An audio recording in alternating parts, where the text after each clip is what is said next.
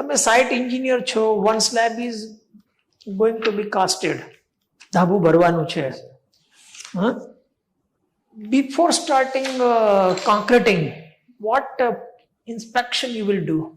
Sir સૌથી પહેલાં તો હું રેન્ફોર્સમેન્ટ ચેક કરીશ કે reinforcement as per drawing provide કરેલું છે કે નહીં. એના પછી જે ફોર્મ પર પ્રોવાઈડ કરેલું છે એમાં સફિશિયન્ટ ઓઇલિંગ કરેલું છે કે નહીં એ એન્શ્યોર કરીશ. પછી સફિશિયન્ટ કવર પ્રોવાઈડ કરેલું છે એ એન્શ્યોર કરીશ સર.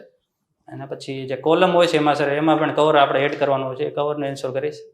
ચલો, that you checked. Yes sir. Concreting is started. Concrete થોડું હાર્શ કોન્ક્રીટ આવે છે, એટલે લો વર્કેબિલિટી વાળું, એટલે ઉપરથી મેસન ને બધા બૂમો પાડે છે કે ભાઈ લોકલ લેંગ્વેજમાં એવું કહે છે કોન્ક્રીટ ઢીલું કરો, પાણી નાખો. That is we called increase workability. Workability વધારો. તો નોર્મલ પ્રેક્ટિસ શું છે? માનો કે એવું કડક કોન્ક્રીટ જાય છે, તમે સાઇટ એન્જિનિયર છો, શું કરો? સર આ કન્ડિશનમાં જો મારી આગળ હાર્શ કોન્ક્રીટ આવે છે તો હું જે અપ ટુ મિક્સ ડિઝાઇન સુધી હું પ્લાસ્ટિસાઇઝર એડ કરાવીશ, મિક્સ ડિઝાઇન સુધી. અને વોટર આપણી પાસે એ વખતે કઈ પ્લાસ્ટિસાઇઝર્સ ને બધું એડ કરવાનો કોઈ સ્કોપ નથી. એ ડિઝાઇન વખતે થયું હોય તો જ તમે કરી શકો.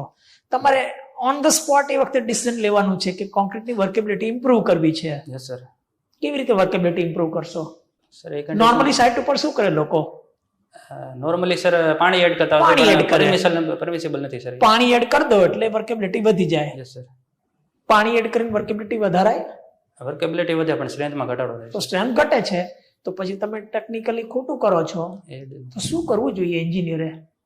સર એઝ અ એન્જિનિયર તમારે ડિસિઝન લેવાનું હોય. સર એના માટે આપણે સિમેન્ટ પેસ્ટ એડ કરી શકીએ છીએ. શું? સિમેન્ટ પેસ્ટ એડ કરીએ, cement slurry. Cement slurry add કરવી જોઈએ. તો કેટલી એડ કરવી, શું કરવું? એમ નામ થોડીક સિમેન્ટ નાખી દો એમ. ના સર. ભાઈ આપણો W/C રેશિયો છે, W/C રેશિયો મેન્ટેન થવો જોઈએ. જે W એડ કરો એ પ્રપોર્શનમાં C એડ કરો. જે પાણી નાખો એ જ પ્રપોર્શનમાં સિમેન્ટ એડ કરો તો WC તમારો કોન્સ્ટન્ટ રહે તો વર્કેબિલિટી વધશે.